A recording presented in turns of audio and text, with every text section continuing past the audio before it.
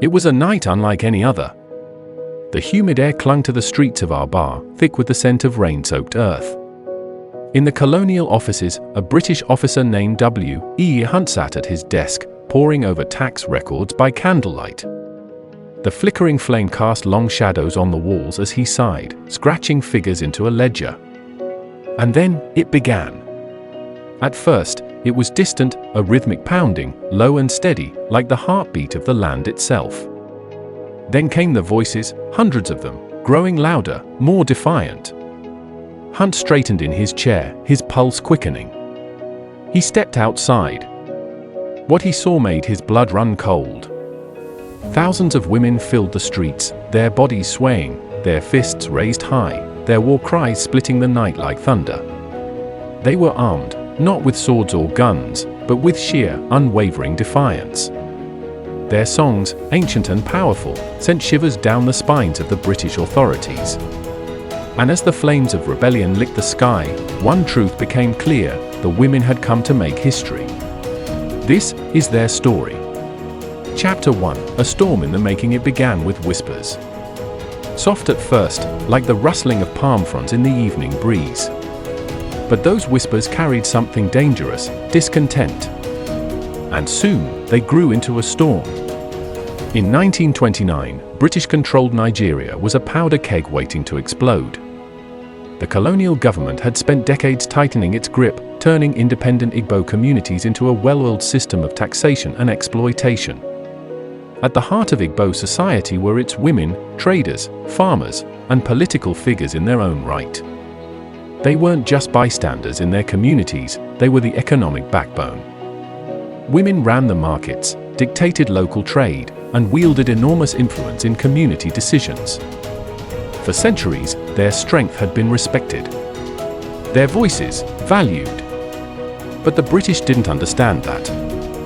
When they arrived, they imposed the warrant chief system, appointing local men as intermediaries to enforce colonial policies.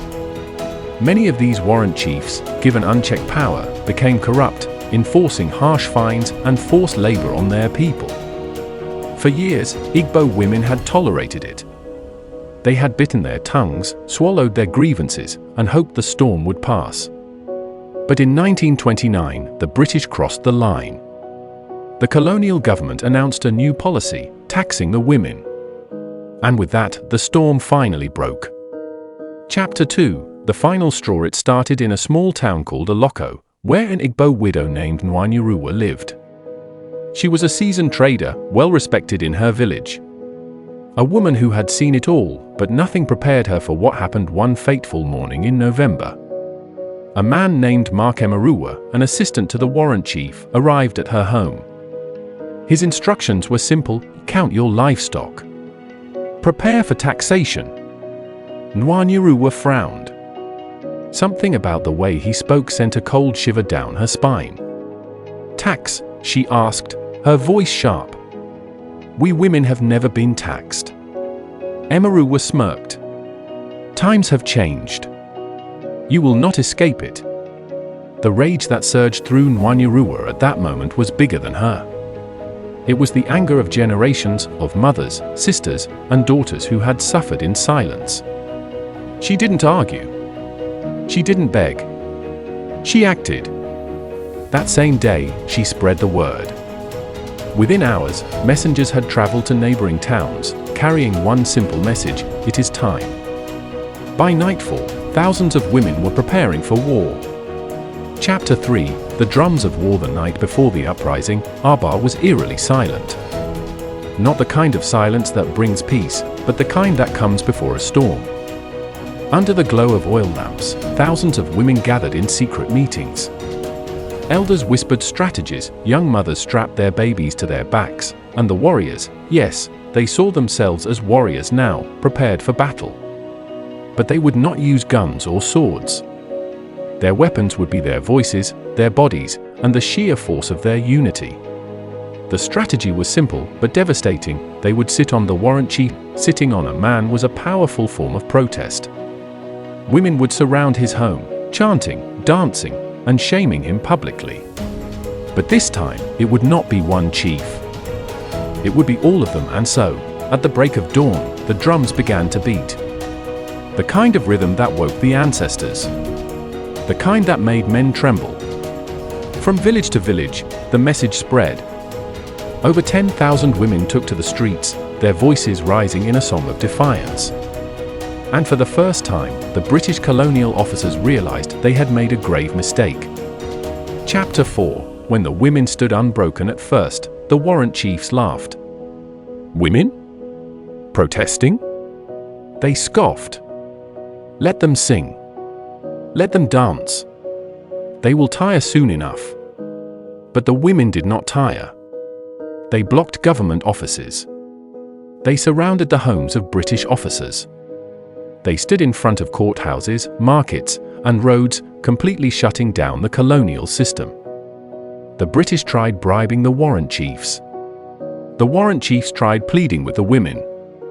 Nothing worked. Day after day, the protests grew bigger. In some areas, women stormed colonial prisons, releasing their wrongfully jailed sons and husbands. In others, they burned down administrative buildings. By the second week, entire cities were paralyzed. And in their desperation, the British did something unthinkable. They opened fire. The next chapters will fully expand the aftermath, the British crackdown, the final victory, and the lasting impact. The revolution is just beginning. Stay tuned for the next chapters. Chapter 5. The blood of the brave. At first, the gunfire sounded like distant thunder. Then, the screams followed. In the heart of our bar, British soldiers, armed with Lee Enfield rifles, had received a chilling order: disperse them. By any means necessary. The first shot pierced the morning air like a knife through silence. A woman fell. Then another. Then another. But the women did not run.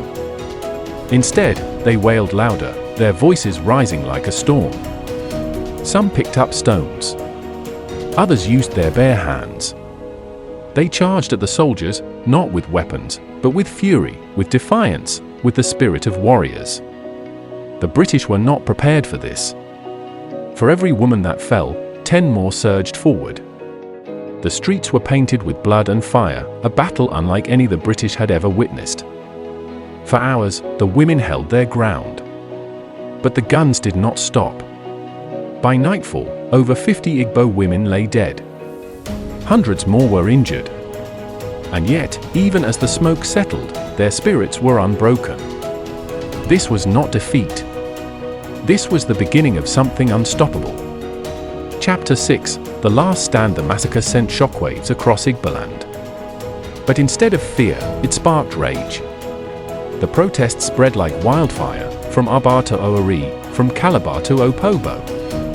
More women joined. More cities fell into chaos. The British, overwhelmed and outnumbered, tried everything. They sent more troops. They enforced curfews. They raided villages, arresting suspected leaders. But nothing could stop the women.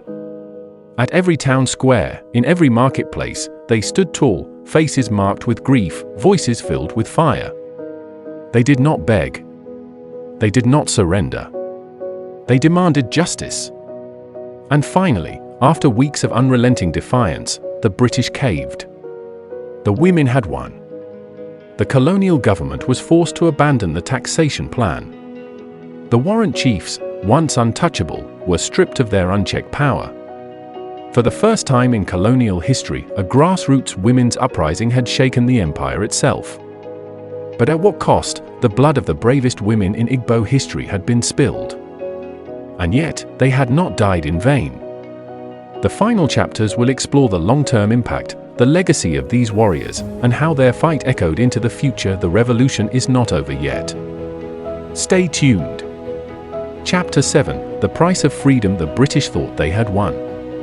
They believed that by firing their rifles, by spilling the blood of innocent women, they had crushed the rebellion. But they didn't understand the Igbo people. They didn't understand that in Igbo culture, the spirit of the dead does not rest when justice is denied. The women who had fallen became martyrs. Their names were spoken in hushed tones, their spirits honored in midnight prayers. The wails of their mothers, sisters, and daughters became a battle cry that would never fade. Across the land, the scars of the uprising were impossible to ignore. The British administration was shaken. The warrant chiefs were humiliated. The entire colonial system had been exposed. And something even greater had happened: the women had awakened. No longer were they just market traders or farmers. They were now warriors, freedom fighters, symbols of resistance. And the British?